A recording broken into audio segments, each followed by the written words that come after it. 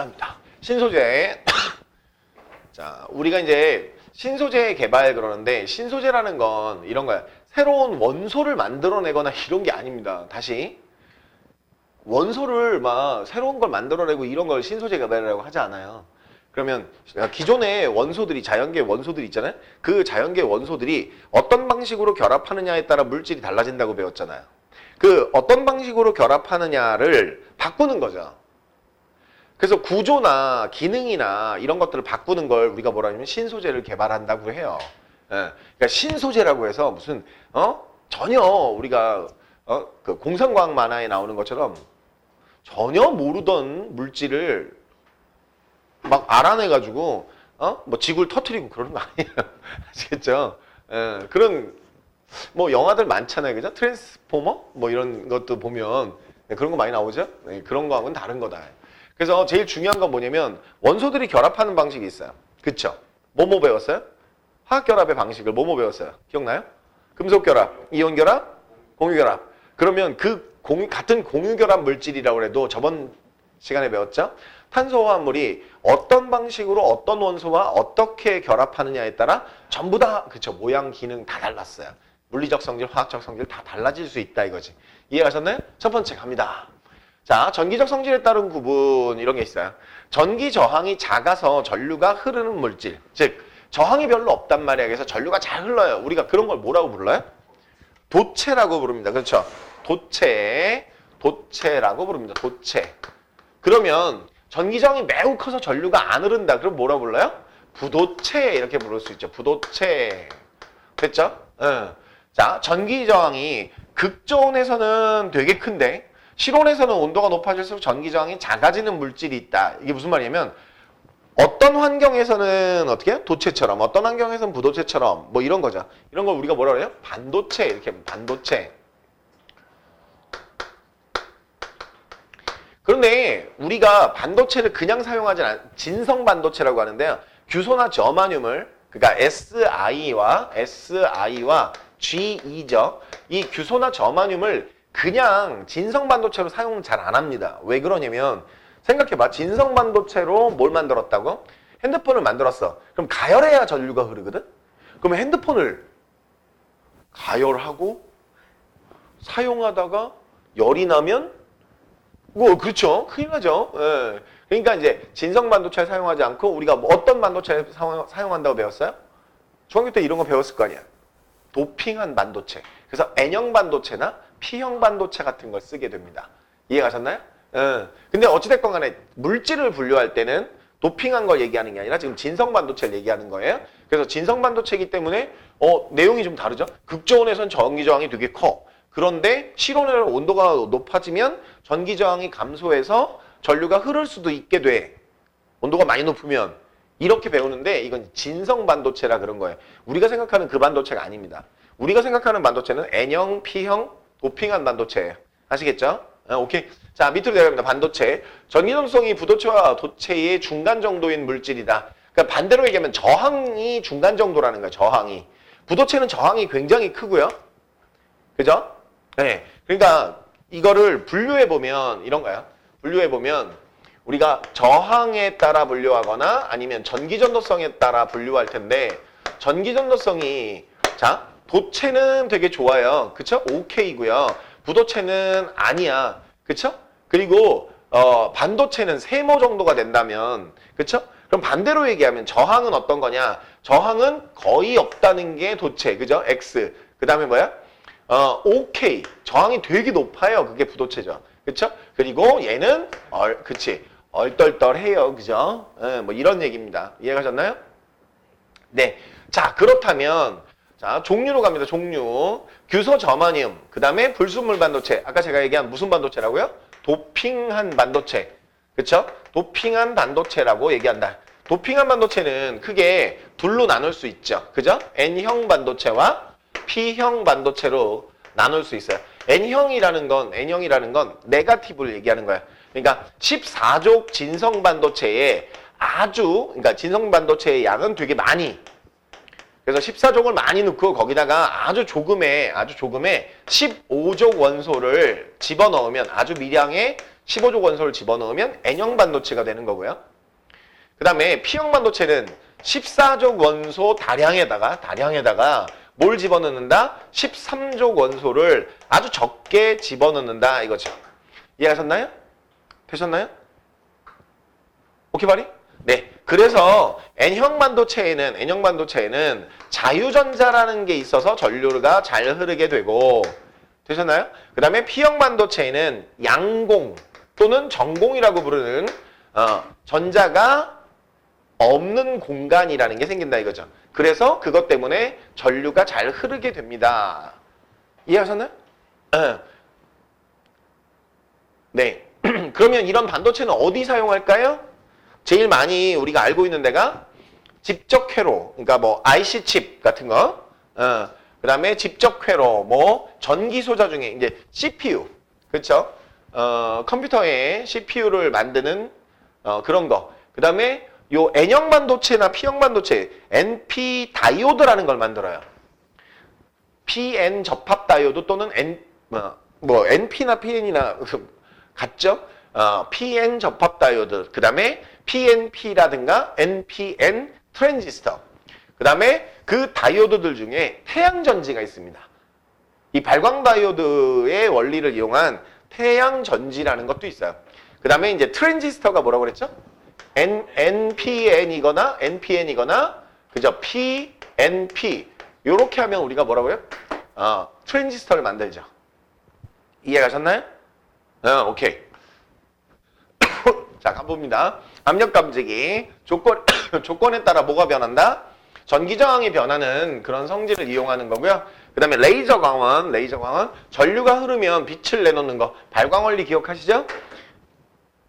전자가 높은 에너지 준위를 갖다가 낮은 에너지를 준위로 갈 때 뭘 내놓으면? 그죠? 빛을 내놓으면 발광. 열을 내놓으면 발열. 전기를 내놓으면 발전. 그쵸? 그러니까 발광 원리에 의해서, 그죠? 발광 원리에 의해서 레이저 광원. 근데 레이저 광원은 단색입니다. 모노. 한 파장.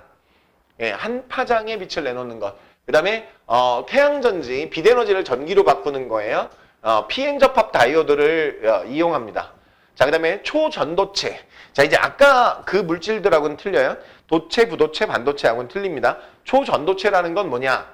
초전도 현상을 일으키는 물질을 우리가 초전도체라고 하는데, 초전도 현상이란 뭐냐? 서술형 기억하셔야 되죠? 네, 초전도 현상. 특정 온도 이하에서, 특정 온도를 이제 나중에 뭐라고 그러냐면 임계 온도 이렇게 얘기해요. 임계 온도 이하에서 전기 저항이 얼마가 된다? 전기 저항이 0이 된다. 이걸 뭐라 한다고요? 초전도 현상이라고 한다. 되셨나요? 임계 온도 이하에서 전기 저항이 0이 된다. 그럼 뭐가 좋은데요? 전기 저항이 0이면 어떤 게 좋을까요? 전력 손실 없이 뭐의 손실이 없다고요? 그렇죠. 전력 손실이 없이 전력 수송이 가능합니다.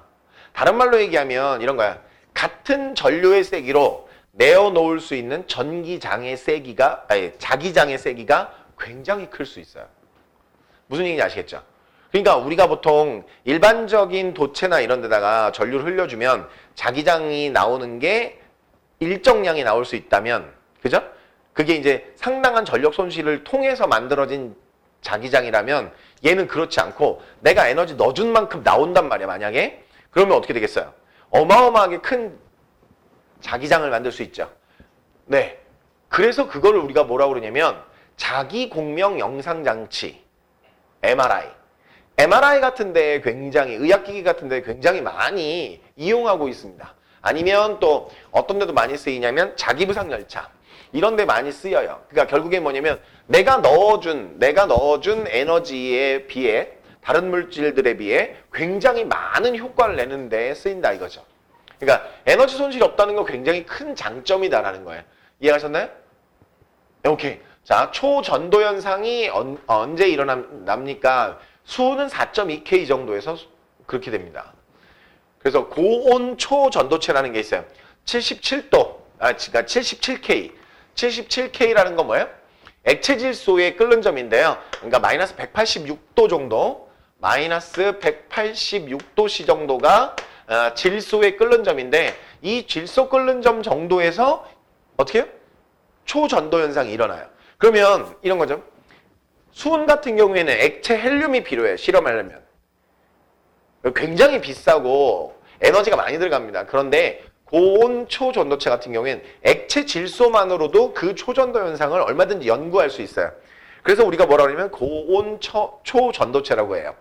그러니까 우리가 뭐 고온 얘기하면 막 펄펄 끓는 물 이런 거 생각하면 안 돼요. 왜냐면 굉장히 낮은 온도에서만 그 임계 온도 이하에서만 지금 전기 저항이 0입니다. 이해하셨죠? 오케이.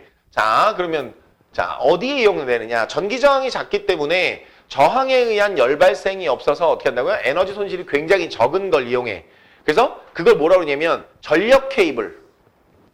내가 발전소에서 전력을 만들었어. 그런데 그거를 공급하는 과정에서 굉장히 많은 에너지 손실이 있거든요. 그러면 우리가 아무리 열심히 아껴 쓴다고 해봐야 사실 그 에너지 손실을 줄이면 훨씬 더 좋잖아요. 그쵸?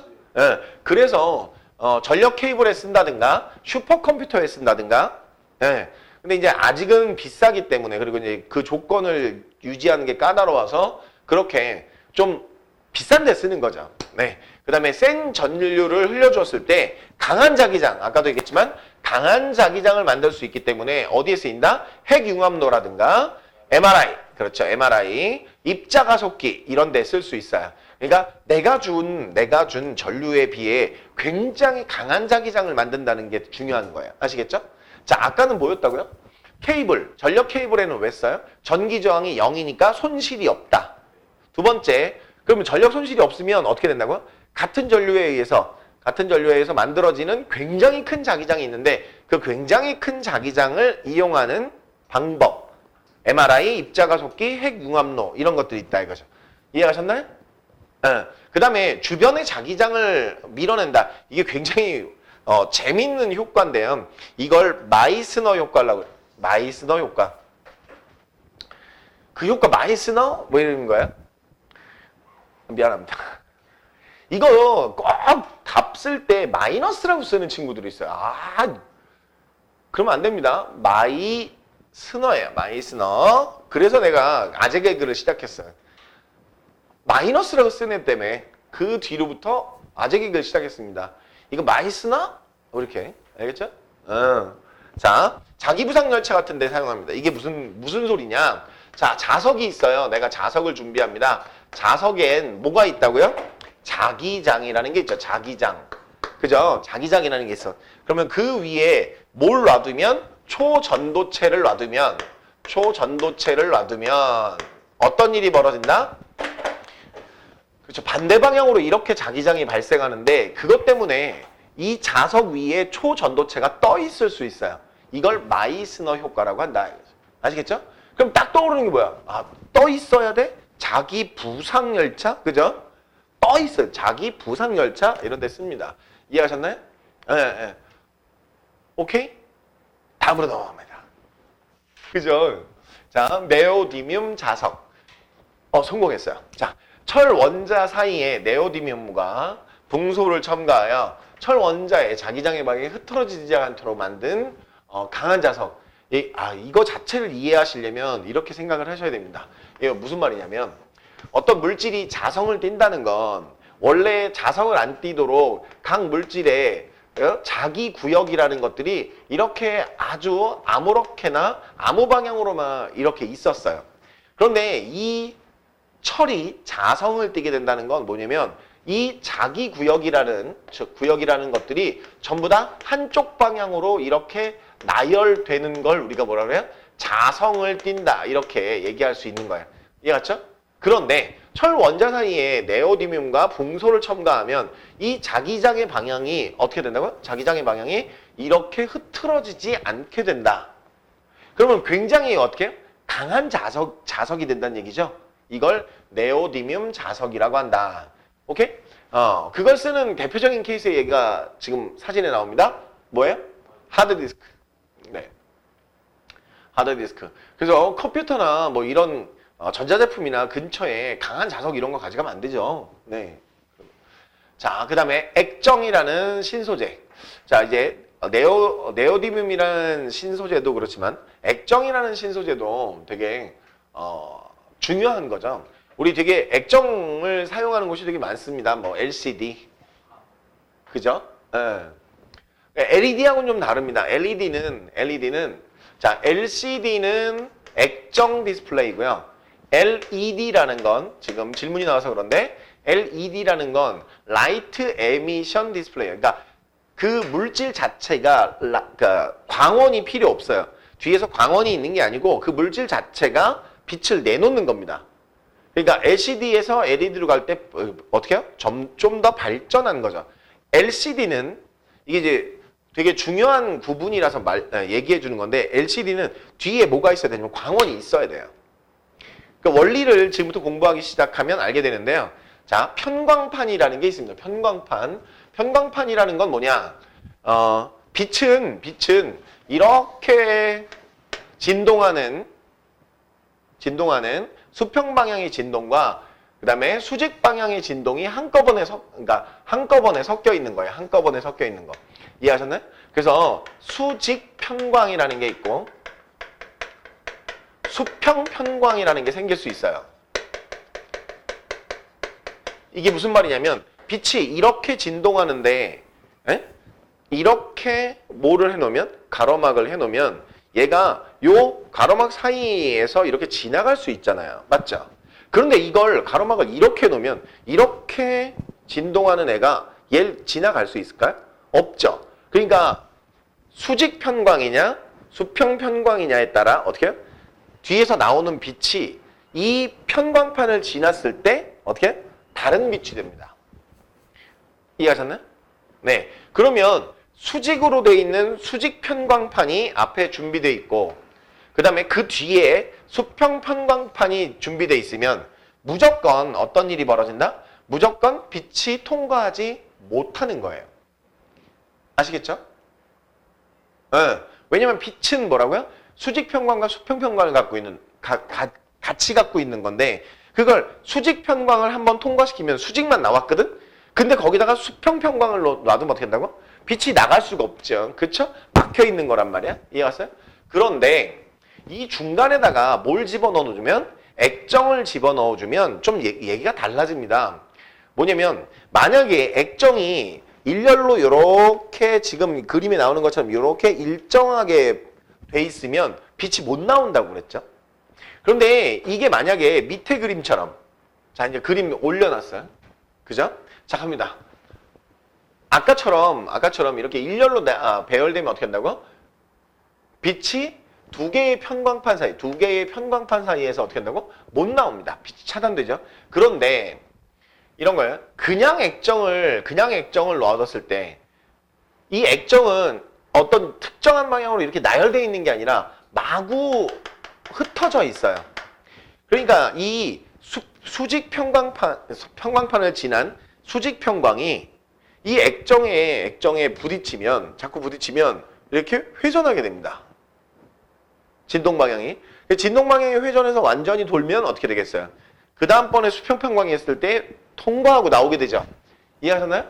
네. 그러니까 액정을 그냥 놔두면 빛이 통과해서 나오게 됩니다. 그런데 전압을 걸어주면 이 액정은 특징이 뭐냐면 전압을 걸어주면 아까 얘기한 것처럼 이렇게 일정한 방향으로 배열하게 돼 있어요. 일정한 방향으로 배열하면 어떤 일이 벌어진다고요? 수직 편광판을 나온 애가 수평 편광판을 통과 못합니다. 이해하셨죠? 따라서 우리가 이런 거야. 액정 화면에 천사를 찍으려면 이렇게 하면 됩니다. 그럼 4만 찍어볼게요. 4만 찍으면 어떻게 해요?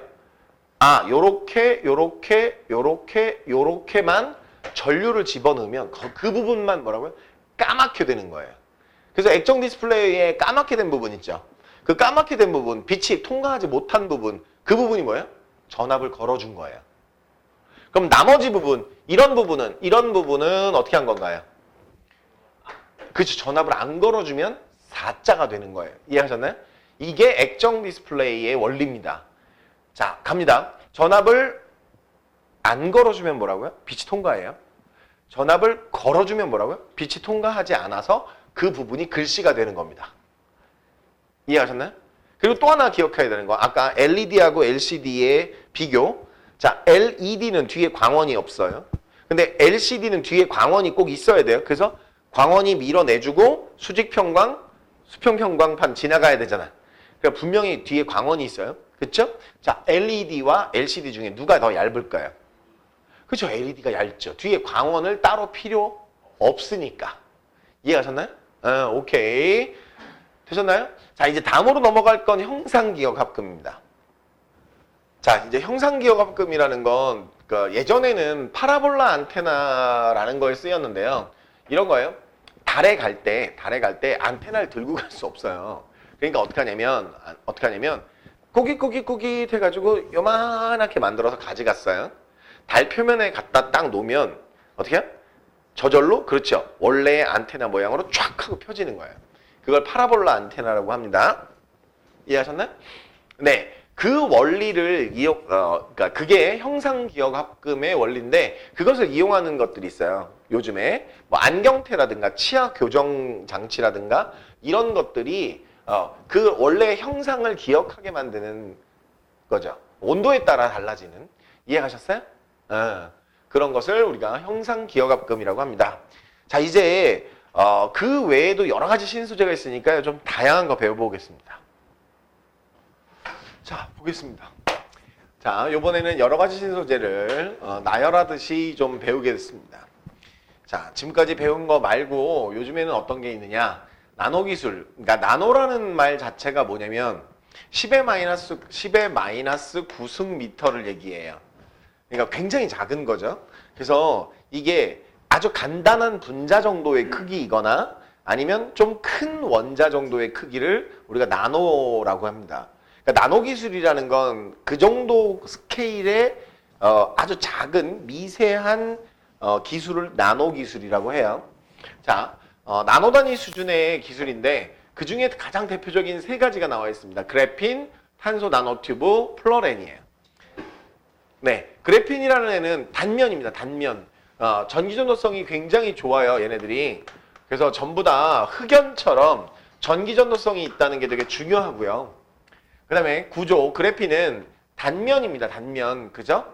그래서 육각형 모양의 단면 구조예요. 단층 구조이고요.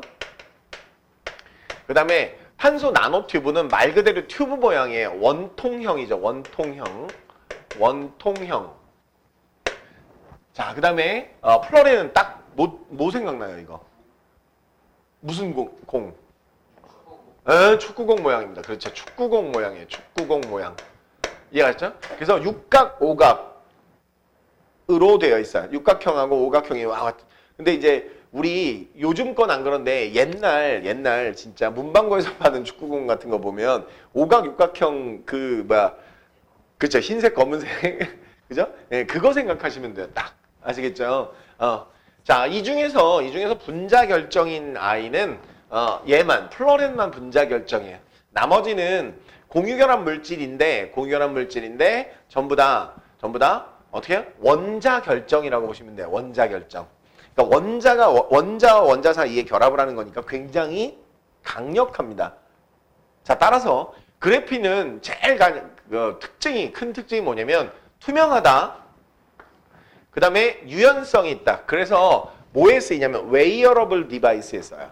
그러니까 이제 팔에 감는 팔에 감는 이거 아니고요. 팔에 감는 컴퓨터 뭐 이런 거예요. 아시겠죠? 네, 그런 게 가능합니다. 그래서 투명하고 휘어지는 디스플레이, 웨이어러블 디바이스, 웨이어러블 컴퓨터, 그 다음에 반도체 소재, 그 다음에 컨택트 렌즈 이런 거에 쓰이는 게 우리가 그래핀이에요. 그 다음에 탄소 나노튜브는 이게 굉장히 강합니다. 아까도 얘기했지만 얘네들은 굉장히 강력한데 그래서 어디에 쓰이냐? 탐침이라고 하는데요. 뭐냐면 현미경의 끝을 얘기해. 탐침. 그래서 이 탄소 나노튜브를 사용해서 나노 핀셋을 만들 수도 있고 그 다음에 지금 방금 전에 얘기한 아주 뾰족한 탐침을 만들 수도 있어요. 그리고 배터리에도 잘 사용됩니다. 이해가셨나요? 네, 오케이. 그 다음에 플로렌은 내부 빈 공간이 있기 때문에 여기에 요 크기가 금속 원사, 금속 원자 크기 정도가 되거나 아니면 아주 간단한 약물, 아시겠죠? 항암제라든가 이런 간단한 약물들을 이 안에 넣어서 운반할 수 있는 운반 기능이 있어요. 그래서 한때 굉장히 뭘 많이 연구했냐면 이런 거죠. 항암제를 우리가 먹으면 온몸에 다른 곳에 가서 부작용이 있잖아요. 그 곳만 항암제가 가는 게 아니기 때문에. 그래서 항암제를 암세포 옆에만 딱 어떻게 해요? 주입하는 그런 운반체 역할을 하려고 했어요. 근데 요즘에 전면적으로 금지돼 있는데 이유가 뭐냐면 그렇게 해서 그 암을 치료했는데 그 그러니까 플로렌이 거기서 빵 하고 터져야 되거든. 그래서 항암제를 투여해야 되는데 그 빵하고 터지고 난 프래그먼트, 그 조각들이 또다시 발암물질이에요. 네, 그래서 5년 내에 암이 재발하는 확률이 되게 높아서 아직 금지가 풀리지 않았어요. 굉장히 연구는 많이 했지만 되게 아쉬웠죠. 그것만 아니라면 그래서 그쪽 방식으로 연구를 하고 있다고 알고 있어요. 자, 그 다음에 나노 복합 재료라는 게 있습니다. 복합 재료라는 건 뭐냐면 얘네들이 각각이 이렇게 단적인 특징이 있잖아요. 얘는 단면으로 만들 수 있고 강하고요. 원자 결정이라.